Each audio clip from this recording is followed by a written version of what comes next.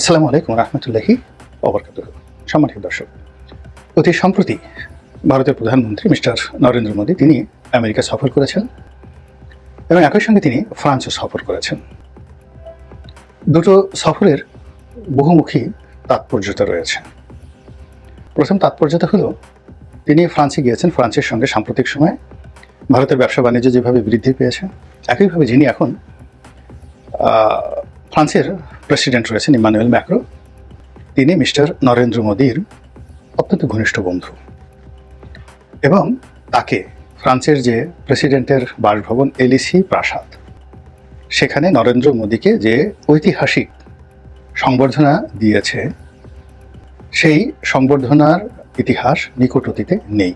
প্রাসাদে নিয়ে নিমন্ত্রণ করে ইন্ডিভিজুয়ালি এককভাবে যে সম্মান ফ্রান্সের মতো একটি শক্তিশালী রাষ্ট্র নরেন্দ্র মোদীকে দিলেন, এটি নিকট অতীতে আমি অন্তত দেখিনি 20-25 বছরে। দ্বিতীয়ত, ফ্রান্সের সঙ্গে অর্থাৎ ইমানুয়েল ম্যাক্রোর সঙ্গে শেখ হাসিনার একটি ব্যক্তিগত সম্পর্ক রয়েছে এবং ফ্রান্সের যে বিমান তৈরি, যে বিমান, সেই বিমান ক্রয়ের ব্যাপারে শেখ হাসিনা মোটামুটি একটা চূড়ান্ত সিদ্ধান্ত নিয়েছিলেন এবং সেই সিদ্ধান্তের কারণে ইমানুয়েল ম্যাক্রো বাংলাদেশে এসে শেখ হাসিনার সঙ্গে সাক্ষাৎ করে গিয়েছিলেন এবং এয়ারপোর্টে তাদের দুজনের যে বডি ল্যাঙ্গুয়েজ, সেটা আমরা এখনও স্মরণ করতে পারি। তো কাজে এই বিষয়টি এখানে রাখুন। দ্বিতীয় বিষয় হলো যে ভারতের সঙ্গে গত 4টি বছর ধরে আমেরিকার সম্পর্ক ব্যক্তিগত পর্যায়ে, অর্থাৎ যেটাকে বলা হয় রাষ্ট্রাচার নয়, ব্যক্তিগত পর্যায়ে, অর্থাৎ Joe Biden versus Narendra Modi খুবই খারাপ ছিল। একইভাবে সৌদি আরবের সঙ্গেও ব্যক্তিগত পর্যায়ে আমেরিকার সম্পর্ক খারাপ ছিল, এমনকি জো বাইডেন সৌদি আরবে গিয়ে রীতিমতো অপমানিত, লাঞ্ছিত হয়েছেন। তার যে পররাষ্ট্রমন্ত্রী ব্লিংকেন, তিনি গিয়ে এয়ারপোর্টে বসেছিলেন অনেকক্ষণ। তো এইরকম অবস্থা তৈরি হয়েছে, কিন্তু তাদের মধ্যে যে রাষ্ট্রাচার, যে রাষ্ট্রীয় যে কোঅপারেশনগুলো, সেগুলো কিন্তু ঠিকঠাক মতো চলছিল, কিন্তু ব্যক্তিগত সম্পর্কটা ছিল না। এর বাইরে যে বাইডেন সরকার, তাদের যে ডিপ স্টেট, এই পলিসির কারণে পাকিস্তানে ইমরান খানের ক্ষমতাচ্যুতি হয়েছে, শ্রীলঙ্কাতে ক্ষমতাচ্যুতি ঘটেছে, বাংলাদেশে শেখ হাসিনার পতন হয়েছে, মালয়েশিয়াতে ভারতের যেগুলো ভারতপন্থী যারা সরকার ছিল, তাদের পতন হয়ে মঞ্জুর সাহেব এসছেন। এসবই আমেরিকার একটা মাস্টার প্ল্যান এবং ভারতকে চাপে ফেলার জন্য, যদিও ভারত তাদের কৌশলগত বন্ধু। তো এই সকল বিপত্তি কাটিয়ে ওঠার জন্য তারা অধীর আগ্রহ অপেক্ষা করছিল আমেরিকার শাসন ক্ষমতায় এই ডেমোক্র্যাটদের পতন হোক, এবং এজন্য মিস্টার নরেন্দ্র মোদী তার যে অর্থনৈতিক সাম্রাজ্য রয়েছে, আদানি গ্রুপ, আম্বানি গ্রুপ এবং তাদের সহযোগী যারা রয়েছে দেশের বাইরে, যেমন হিন্দুজা পরিবার রয়েছে, অন্যান্য যারা এই সকল রাজনৈতিক ক্ষেত্রে অঢেল অর্থ বিনিয়োগ করে এবং ভারতীয় বংশোদ্ভূত লোকদেরকে মার্কিন যুক্তরাষ্ট্রের রাষ্ট্র ক্ষমতায় পৌঁছানোর জন্য বিলিয়ন বিলিয়ন ডলার খরচ করে। আপনি চিন্তা করুন যে ডোনাল্ড লুয়ের জায়গায় যাকে দেওয়া হয়েছে, তিনি একজন ভারতীয়।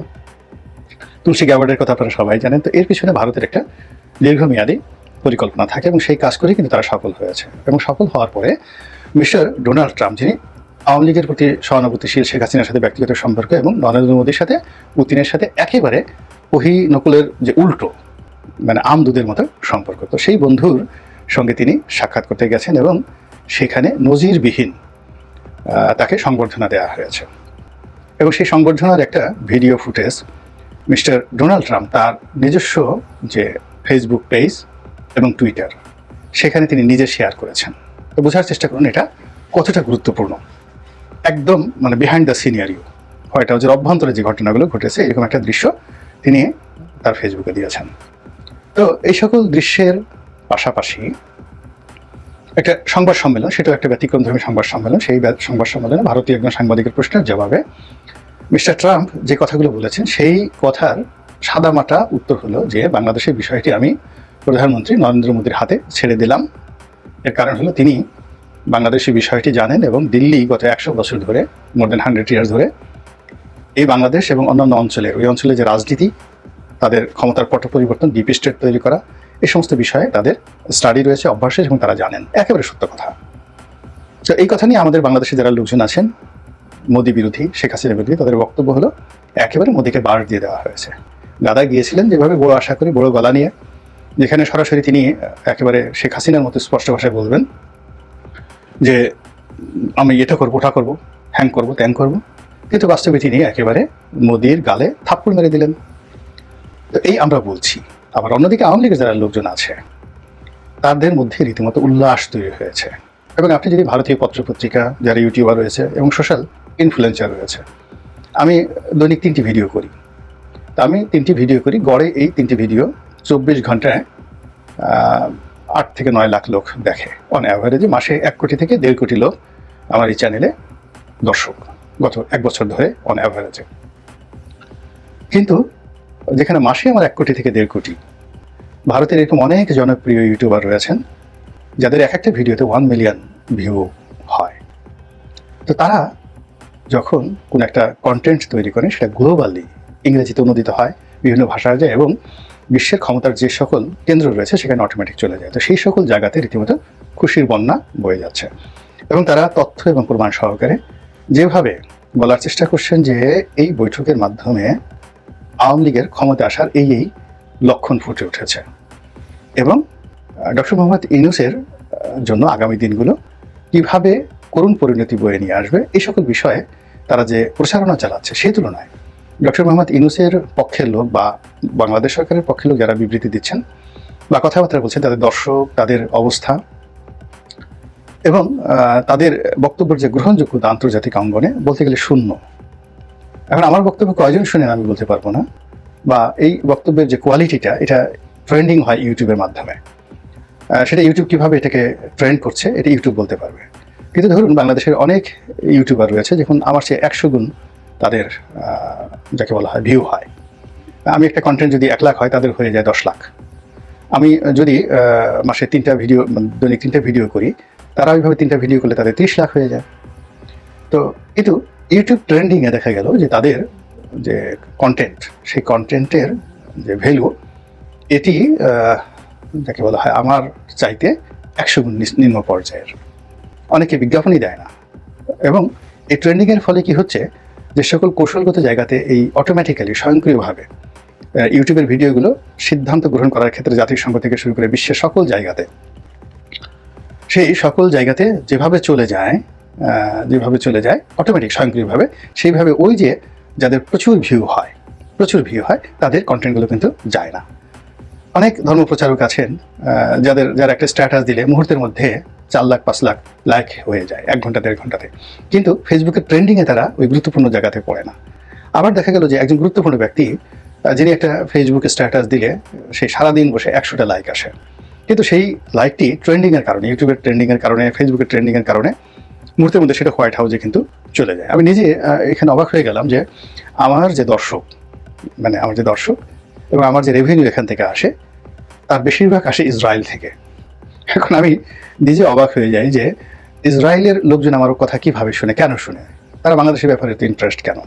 এর মূল ব্যাপার হলো যে ওখানে যে সার্চ ইঞ্জিনগুলো রয়েছে, যারা এগুলো রেকর্ড করে, পর্যালোচনা করে, সেখানে 24 আওয়ার মানে 24 ঘন্টা দেখা গেল বাংলাদেশের যাদের কন্টেন্টকে তারা কপি করে এবং সেগুলোকে নিয়ে তার বিচার বিশ্লেষণ করে, তাদের মধ্যে হয়তো আমার ভিডিও আছে না। আদারওয়াইজ এই যে আমার এই বক্তব্যগুলো, তারা মানে ওখান থেকে আমার কেন রেভিনিউ আসবে, ইসরায়েল থেকে কেন রেভিনিউ আসবে? হাইয়েস্ট রেভিনিউ, তারপর দ্বিতীয় আমার রেভিনিউ আসে আমেরিকা থেকে। রেভিনিউ আসে। তো আমেরিকার যারা লোকজন বাঙালি আছেন তারা দেখেন, তার সঙ্গে সঙ্গে আমেরিকার যারা বিভিন্ন লোক মানে কৌশলগত যে জায়গাগুলো আছে, তারা যদি না দেখতেন তাহলে সেখান থেকে আমার এই মানে হাই রেভিনিউটা আসতো না। তো এখন সেই দিক থেকে এই যে আওয়ামী লীগ যা কিছু করছে, উল্লাস প্রকাশ করছে, তারা সামাজিক মাধ্যমে যেখানে ট্রেন্ডিং হয় সেই জায়গাগুলোতে তারা হিট করতে পারছে। এবং হিট করার কারণে কি হচ্ছে, তাদের যে কোনো বক্তব্য, যে কোনো কথা, যা কিছু, সেটা অতি দ্রুত তার পৌঁছে যাচ্ছে জায়গা মতো, এবং যাকে বলা হয় একটা রীতিমতো অস্থিরতা তৈরি করছে। শেখ হাসিনা টুস করে ঢুকে পড়বে বা অমুক হবে, এটা নিয়ে এত হইচই কেন?